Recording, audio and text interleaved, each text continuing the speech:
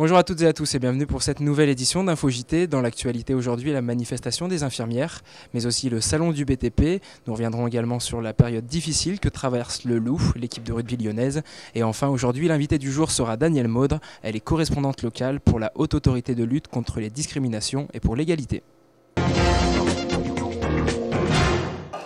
7 syndicats d'infirmières ont appelé à manifester cet après-midi dans 9 villes de France.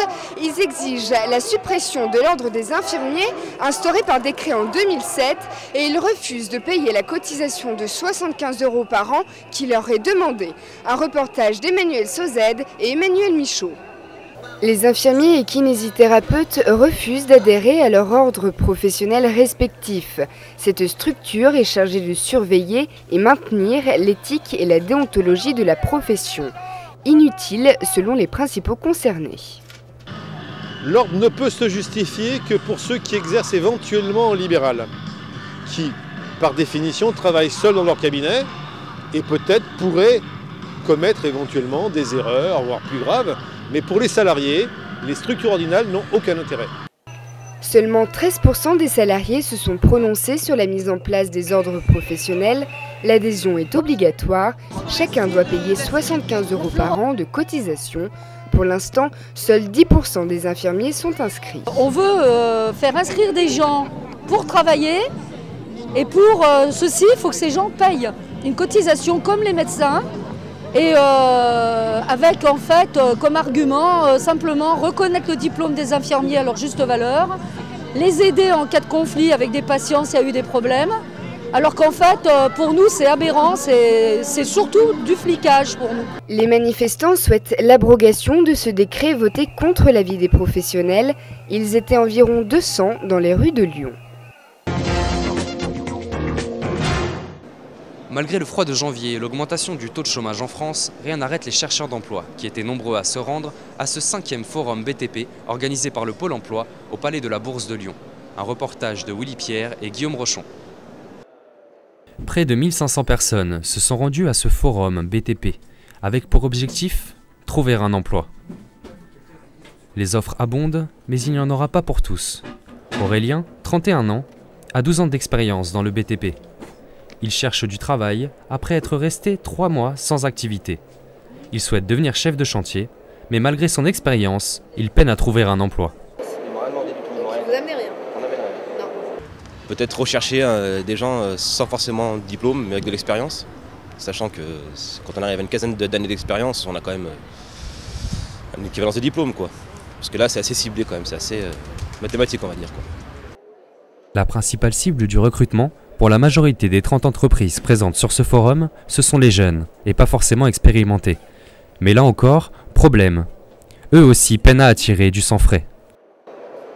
Christian Dubois est coordinateur pour le GEC, groupement d'employeurs pour l'insertion et la qualification dans les entreprises de travaux publics. Il y travaille depuis 16 ans.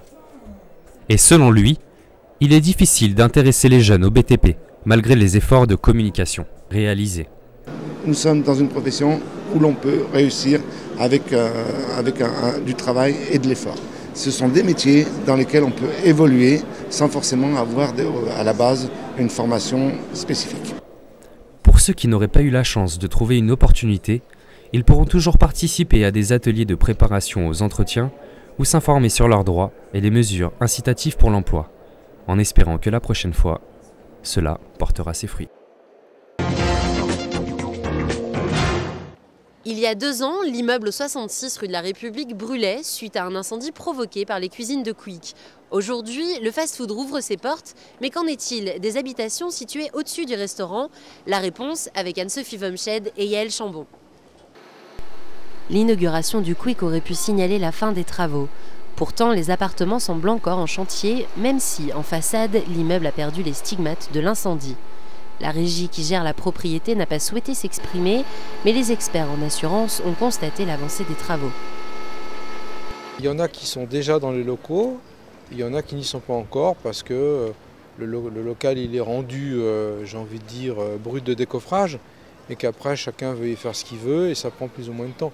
C'est les finitions qui durent le plus longtemps. L'emménagement tardif serait donc lié à des contraintes de finition. Alors comment expliquer la réouverture du fast-food avant l'arrivée de ses voisins? Pour le gérant du restaurant, c'est avant tout une question de volonté. Ça faisait un moment que j'attendais cette ouverture et c'est une ouverture qu'on a pu réaliser. Alors pas sans difficulté, mais bon, comme je vous disais, les services de la mairie nous ont bien aidés dans ce projet-là, avec des personnes très impliquées, et ce qui nous a permis de réouvrir ce restaurant qu'on a fait à peu près en termes d'aménagement sur entre 13 et 14 semaines. Pour éviter les disputes de voisinage, le restaurant a mis en place un nouveau système d'isolation. Les locataires devront attendre encore 2 mois pour réinvestir les lieux.